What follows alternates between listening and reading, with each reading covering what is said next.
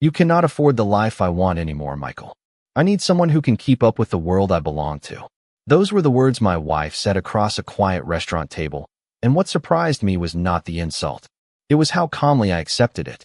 I just looked at her, listened to the confidence in her voice, and realized she had no idea who she was really talking to. My name is Michael Carter. I am 45 years old, and for most people looking at my life from the outside, I probably seemed ordinary. I drove a 10-year-old pickup truck, wore simple clothes, and lived in a comfortable but modest suburban home outside Austin, Texas. I was the kind of man people passed by without a second thought. I was not the person who arrived at expensive restaurants and luxury cars or posted pictures from private resorts. I preferred quiet mornings, coffee at my kitchen table, and working on projects without needing anyone to know my name. But somewhere along the way, that simplicity became something my wife Lauren saw as a weakness. Lauren was 42 years old and had built an impressive career in the corporate world. She worked as a senior executive at a growing technology company, surrounded by people who measured success through titles, investments, and appearances. When she walked into a room, people noticed her. She wore confidence like a tailored suit, and I used to admire that about her. I remembered when we first met. Back then, we were not chasing luxury. We were two people sharing small dreams and building a life one step at a time. We rented a small apartment, cooked simple dinners, and talked about the future like anything was possible. Lauren used to tell me she loved that I was different from everyone else. She said I was steady, reliable, someone who did not need attention to prove his value. But over the years, something changed. The conversations that once focused on dreams slowly became conversations about status. The neighborhoods we visited, the vacations her colleagues took, the cars parked outside their homes. Little by little, the life we built together started feeling like it was no longer enough for her. That night at the restaurant, surrounded by expensive decorations, polished tables, and people dressed for success, I saw how far apart we had become. Lauren looked at me and said she wanted a lifestyle I could not provide. She talked about opportunities, connections, and the future she believed she deserved. I sat there quietly, holding my glass of water, watching the person I once knew become someone who measured everything by what could be seen. What she did not know was that I had spent years building something completely different. I never cared about showing wealth. I cared about creating security. I cared about making smart decisions. I cared about having something meaningful that could last. For years, I kept certain parts of my life private because I never wanted money to become the reason someone stayed beside me. I wanted to believe love was built on something stronger than a bank account. But that night changed the way I saw everything. Lauren thought she was telling me I was not enough. She thought she was explaining why I could not give her the future she wanted. She did not realize she was revealing something much more important. She was showing me that she had never truly understood the man standing in front of her. And that was the moment I stopped trying to convince someone of my value. Because soon, the entire company she was so proud of would discover something Lauren had forgotten. Sometimes the person everyone underestimates is the one person they eventually need the most. The morning after that dinner, I woke up before my alarm went off. For years, that had been my routine. I would make coffee, check my schedule, and start the day before the rest of the neighborhood came alive. But that morning felt different. The house was the same. The kitchen was the same. The quiet hum of the refrigerator, the sunlight coming through the windows, the old wooden table where Lauren and I had shared thousands of conversations were all still there. Yet somehow, everything felt unfamiliar. I sat down with my coffee and thought about how easily people make assumptions about a person. They see the clothes you wear, the car you drive, the house you live in, and they create an entire story in their minds. Lauren had done the same thing. She looked at my simple lifestyle and assumed it reflected my success. She saw what I chose not to display and believed there was nothing behind it. What she never understood was that I had never measured my life by appearances. When I was younger, I learned a different lesson. My father used to tell me that the strongest foundations are usually the ones nobody sees. A house does not stand because of the paint on the outside. It stands because of what was built underneath. I carried that idea into everything I did. While Lauren was building a public image, I was quietly building stability. Years earlier, after we got married, I started making careful investments. Nothing flashy, nothing that would attract attention. I studied markets, learned from mistakes, and built relationships with people who valued patience over quick success. I never talked about it because I did not want money to become the center of our marriage. I wanted Lauren to love the person I was, not the numbers connected to my name. For a long time, I believed keeping that part of my life private was the right choice. But as the years passed, I began noticing small changes. Lauren started asking different questions, not about my day or how I felt, but about what I owned, what I earned, and what kind of opportunities one had. It was not curiosity anymore. It felt like she was trying to measure me against the people around her. I remember one evening when she came home from a company event and spent almost an hour talking about a coworker who had purchased a luxury home in a private community. She described the house, the neighborhood, and the lifestyle as if those things represented success itself. I listened quietly and asked her if she was happy. She smiled and said she would be happier when she had more. That sentence stayed with me, not because of the money, but because it made me realize we were chasing completely different things. I wanted peace. She wanted proof. I wanted a life we could enjoy together. She wanted a life others would admire. Looking back, I think that was the moment the distance between us truly began. Not with one argument. Not with one mistake. It happened slowly, through thousands of small choices and silent expectations. But even then, I did not blame her. I simply started paying closer attention. Because sometimes the biggest changes in life do not happen when someone walks away. They happen when you finally see them clearly. When I think back to the early years of my marriage, the hardest part is not remembering the problems. It is remembering how good things once were. Because the truth is, Lauren and I did not start out as two people heading in different directions.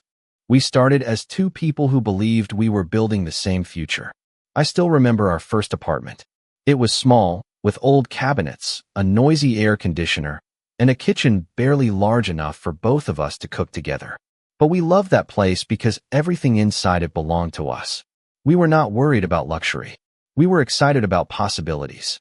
Lauren used to sit at our tiny kitchen table with a notebook, writing down plans for the future while I worked through numbers and ideas. We talked about buying a home, traveling someday, and creating a life where we could feel proud of what we built together. Back then, she never cared about expensive things. She cared about the person sitting beside her. I was the man who fixed things around the apartment, cooked dinner when she had late classes, and stayed up talking with her about dreams that seemed bigger than our circumstances. She would tell me that she admired my patience. She liked that I did not chase attention. She said I was the kind of person who could build something meaningful because I was willing to work when nobody was watching. Those words stayed with me for years. That was the Lauren I knew. The woman who saw value in things that could not be measured. But success has a way of changing the way people see the world. When Lauren started moving higher in her company, her environment changed. She was surrounded by executives, investors, and people who seemed to have everything. Their conversations were about million-dollar deals, luxury vacations, and homes that looked like they belonged in magazines. At first, I was proud of her. I loved seeing her confidence grow. I supported her career because I believed her success was our success. But slowly, the excitement turned into comparison. The same ambition that once inspired her began creating distance between us. She started caring more about how our life looked than how it felt. Simple dinners became less exciting. Quiet weekends felt boring to her. Our comfortable home started feeling too ordinary compared to the lifestyle she saw around her. I noticed the change in small moments. She would look at our neighbors' new cars and mention how successful they seemed. She would talk about vacations her coworkers took and say we needed to think bigger. I never argued because I understood wanting more. Dreams are not a bad thing. Wanting growth is not wrong. But somewhere along the way, Lauren stopped seeing the things we already had. She stopped seeing the years of effort, the stability, and the foundation we created together. She started seeing only what was missing. And that was the part that hurt the most. Not because she wanted a different lifestyle, but because she began believing I was the reason she could not have it. She did not know the full story of my life. She did not know what I had built quietly over the years. She only knew the version of me she had decided to believe. And once someone creates a story about you, sometimes the hardest thing to do is convince them they are wrong. Sometimes you have to let time reveal the truth on its own. For years, I allowed people to see only the surface of my life. I never corrected their assumptions because I never believed I needed to. To me, success was not something you announced. It was something you built carefully, something that protected the people you cared about when unexpected challenges arrived. But after my conversation with Lauren, I started wondering if keeping everything private had created a different problem. Maybe by hiding my achievements, I had allowed the people closest to me to believe I had achieved nothing at all. The truth was, my life looked simple by choice, not because I lacked options. While Lauren was focused on the world everyone could see, I had spent years building relationships and investments quietly behind the scenes. It started long before her career took off. After we bought our first home, I began studying business opportunities outside my regular work. I was not chasing quick money. I was interested in long-term growth. I learned from experienced investors, studied industries, and made careful decisions based on patience rather than excitement. There were no flashy announcements, no expensive purchases, and no reason for strangers to know what I was doing. I preferred results over recognition. Over time, those decisions created something much larger than I expected. I became involved in several private investments and helped support companies that were still growing. My role was never about being the person standing in front of a crowd. I was the person sitting quietly in the background, asking questions, reviewing plans, and making sure the foundation was strong. That was the kind of work I respected. Lauren knew I had some financial stability, but she never knew the full picture. She assumed my simple lifestyle reflected my limitations. She did not understand that I could have changed our lifestyle years earlier if I wanted to. I simply chose not to make money the center of our relationship. I remember one evening when she asked why I still drove the same truck instead of buying something more expensive. I told her I liked it because it was reliable and reminded me of the years when we were building everything together. She smiled and said I was too comfortable. At the time, I thought she meant I needed more ambition. Looking back, I realized she meant something different. She believed I was not moving fast enough toward the image of success she wanted. That difference in perspective became the invisible wall between us. The strange thing was, I never wanted Lauren to feel impressed by my financial situation. I wanted her to feel proud of the person I was. I wanted her to remember the man who stayed up late helping her prepare for interviews, the man who supported her dreams before anyone knew her name. But somewhere along the way, she stopped seeing that person. She started seeing a husband who did not fit into the world she was entering. What she did not realize was that the world she admired was connected to the very thing I had quietly built. The companies, the investments, and the relationships she viewed as distant from my life were actually much closer than she imagined. And soon, circumstances would force her to discover the truth she never thought to ask about. The weeks after that conversation with Lauren felt different. Nothing dramatic happened overnight. There was no single moment where everything collapsed. Instead, I started noticing the small signs that had been there for a long time. The way she spent more evenings focused on her company than our home. The way conversations that used to be about us became mostly about her career, her goals, and the people she wanted to impress. I did not blame her for wanting success. Ambition had always been part of who Lauren was. What changed was that success started becoming the only thing she valued. One Monday morning, while I was sitting at my kitchen table reviewing investment reports, my phone rang. It was one of my longtime business contacts, a man named Robert Hayes who had worked with me on several projects over the years. His voice sounded serious. He told me there was a situation developing at a technology company I had invested in. At first, I thought it was a normal business discussion. Companies had challenges all the time. Markets changed. Plans needed adjustments. That was part of building anything meaningful. But then he mentioned the company name, and I immediately recognized it. It was Lauren's company. The same place where she spent most of her time. The same company where she built the reputation she was so proud of. Robert explained that they were facing financial pressure after an expansion plan had not produced the expected results. They needed additional funding to stabilize operations and continue their growth strategy. I listened carefully, asking questions and reviewing the information he shared. This was not a personal issue. It was business, but there was something almost impossible to ignore. The company that Lauren believed represented a world I could never understand was now connected to the very world I had quietly been part of for years. I did not tell her immediately. I wanted to be certain I understood the situation completely. That evening, Lauren came home later than usual. She placed her designer handbag on the counter and started talking about a difficult meeting with executives. She mentioned concerns about investors and upcoming decisions. I watched her expression change as she talked. For the first time in a long time, I saw uncertainty instead of confidence. She was still the same person who had once looked at my simple lifestyle and believed I lacked ambition. But now she was facing a challenge that could not be solved with appearances. I asked her what the company planned to do next. She said they were searching for new investors and hoping someone would believe in their vision. I nodded and kept my thoughts to myself. The irony was almost impossible to explain. For years, Lauren thought I was the person who needed to catch up with her world. She never realized I had already been standing close to that world all along. The difference was that I never needed attention from it. I cared about building something stable, not proving something to strangers. As the days passed, I watched the situation develop carefully. I knew a decision was coming. A decision that would affect not only Lauren's company, but also the way she saw me forever.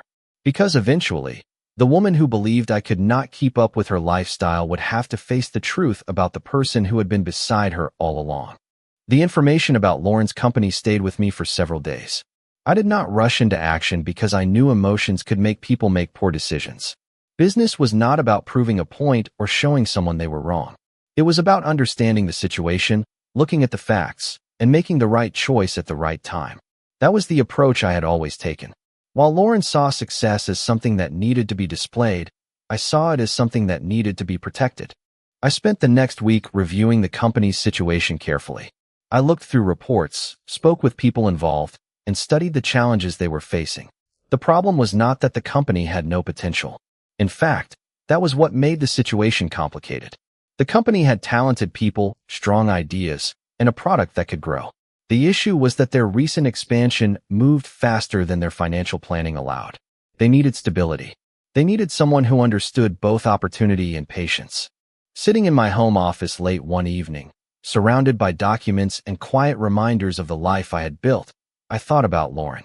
I thought about the woman who once believed in me before success became something she measured differently. I wondered if she would see the situation clearly when she learned the truth. I wondered if she would understand that the person she underestimated was the same person who had quietly supported her dreams for years. The next morning, Lauren came into the kitchen looking more serious than usual. She placed her coffee on the counter and sat across from me at the table. It was the same table where we had planned our future years earlier. But this time, the conversation felt completely different. She told me her company was searching for a major investor.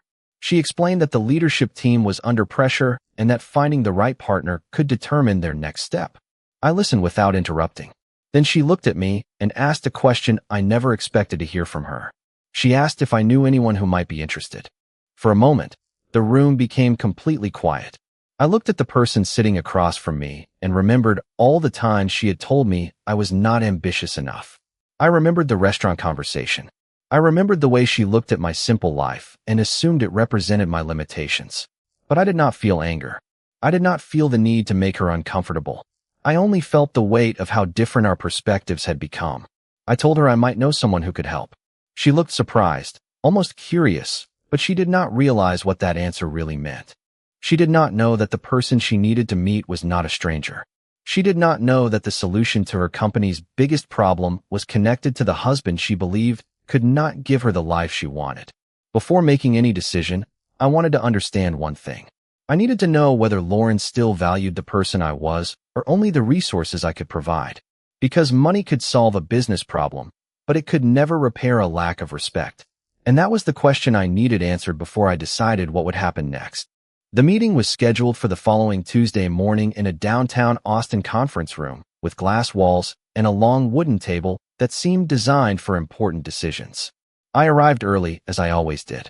I never believed in making an entrance. I believed in being prepared. Lauren arrived a few minutes later with several executives from her company, including Daniel Brooks, the chief executive officer who had built his reputation around aggressive growth and impressive presentations. When they walked into the room, I noticed something immediately. Nobody looked at me the way they looked at the other investors they had met before. They saw a quiet man in a simple suit, someone who did not appear to belong in their world. I recognized that look because I had seen it many times. People often decide who you are before they ever hear what you have to say. Lauren gave me a polite smile, but I could tell she was still unsure why I was there. She introduced me as someone who had experience with private investments, but she did not fully understand the role I had played behind the scenes. Daniel shook my hand and thanked me for taking the time to review the opportunity. His tone was professional, but I could sense he expected a traditional investor looking for a quick return. I listened as they explained their situation. They talked about growth plans, market challenges, and the steps they believed were necessary to move forward. I asked questions. Simple questions. Questions about long-term planning, company culture, and how they intended to protect the people who had helped build the business. The room became quieter as the conversation continued. I was not interested in impressive numbers without a strong foundation behind them. That was something I had learned over decades of watching businesses succeed and fail. A few minutes later, Daniel looked through the documents in front of him and paused. He recognized the name of one of the investment groups connected to the proposal. His expression changed slightly. He looked at me and asked if I had any connection to that group. I simply told him I was one of the people involved. Suddenly, the conversation shifted. The man they thought was just a potential contact became someone they needed to understand. Lauren looked at me differently. Not with admiration. Not yet. More like she was trying to connect pieces of a puzzle she had ignored for years. She asked why I had never told her about the extent of my investments. It was a fair question. I answered honestly. I told her I never wanted our relationship to be based on what I owned or what I could provide. I wanted to know that the person beside me valued me before knowing what was behind my name. Nobody in the room spoke for a moment. Daniel lowered his papers and listened carefully. For the first time, I was not the quiet husband standing in the background. I was the person making decisions that could affect the future of the company everyone in that room depended on. But I did not feel the satisfaction of proving anyone wrong. I only felt the importance of the moment. This was never about showing Lauren that she had underestimated me. It was about finally showing the truth that had been there all along. A person's value does not disappear just because others fail to recognize it. And now, everyone in that room had to see me for who I really was. After the meeting ended, I stayed in the conference room for a few minutes while everyone else gathered their things and left. The city moved outside the glass windows, people walking through downtown Austin, cars passing through busy streets, and businesses continuing their daily routines. Everything looked normal, but my life felt different. For years, I had been the person standing quietly in the background. That day, for the first time, people saw the work I had spent years building. But even then, I did not feel like I had won something. There was no excitement in proving someone wrong. There was only the realization that the truth had finally reached the surface. Lauren waited for me outside the building. She looked different from the confident executive who had walked into the meeting earlier. She seemed thoughtful, almost uncertain. For a moment, neither of us spoke. Then she asked why I never told her. It was not an angry question. It sounded more like someone trying to understand a part of a person they thought they knew completely. I told her the truth. I said I never wanted my success to become the reason she loved me.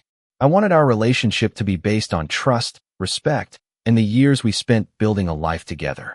I wanted to know that she would stand beside me whether I had millions in investments or nothing more than a simple home and a reliable truck. Lauren looked down and stayed quiet. I could tell she was remembering things she had said before. The comments about my lifestyle, the comparisons to other people, the assumption that because I did not show wealth, I did not have it. I did not remind her of those moments because she already remembered them. Sometimes the hardest lessons are the ones we teach ourselves. Over the next several days, conversations about the company continued. I agreed to help review their plans, but I made it clear that my decision would be based on the business, not my marriage. I was not going to use an opportunity to punish anyone or make someone feel small. That was never who I wanted to become. Daniel and his team respected that approach. They understood that I was not there to control everything or demand recognition. I was there because I believed the company had potential and because I knew what it took to build something valuable. Lauren began seeing another side of me. Not a different person, but a person she had overlooked. She saw the patience, the preparation, and the discipline that had always been there. The qualities she once admired before success changed the way she measured people. One evening, we sat at our kitchen table again. The same table where we had planned our future years earlier. Lauren admitted that she had been focused so much on what she thought she was missing that she stopped appreciating what she already had. I listened carefully. I appreciated her honesty, but I also understood something important. An apology could acknowledge the past, but it could not erase it. Trust was not rebuilt through one conversation. It was rebuilt through consistent choices over time. That was something both of us needed to understand. The money, the company, and the business decisions were only part of the story. The real question was whether two people who had changed so much could learn to see each other clearly again. Months passed after that meeting, and life slowly found a new rhythm. Not the same rhythm we had before, because some things cannot simply return to the way they were. But it was a healthier rhythm, one built on honesty instead of assumptions. Lauren's company recovered with careful planning, stronger decisions, and a renewed focus on stability. I continued to help when my experience was needed, but I never wanted recognition for it. I did not need people to know my name or understand everything I had built. The satisfaction came from knowing I made thoughtful choices and stayed true to the person I had always been.